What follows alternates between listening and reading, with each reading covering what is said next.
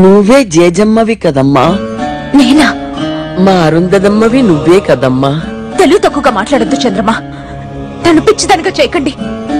నేను జేజమ్మని కాదు కాదు కాదు. నువ్వు జేజమ్మవు కాకపోతే నీ మీద అడిగే కక్ష ఎందుకు? ఎందుకు? అదే ఎందుకు? నువ్వే జేజమ్మవి కాబట్టి. కాదు, అబద్ధం.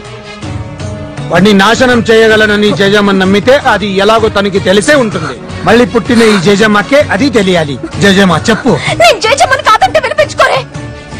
నా చుట్టూ ఈ కట్టు కదలేంటి? నీ చుట్టూ రగులుతున్న ఈ వినాశనం అబద్ధమా? నిన్ను వాడు నాశనం చేస్తాననడం అబద్ధమా? నిన్ను హింస పెట్టడానికే వాడు సమాధి బద్దలు కొట్టుకు రావడం అబద్ధమా?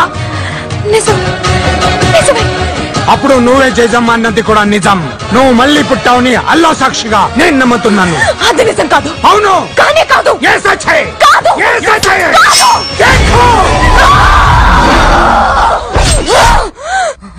మాట నిలుపుకొంటివమ్మా జేజమ్మ, మళ్ళీ జన్మ ఎత్తినావమ్మా.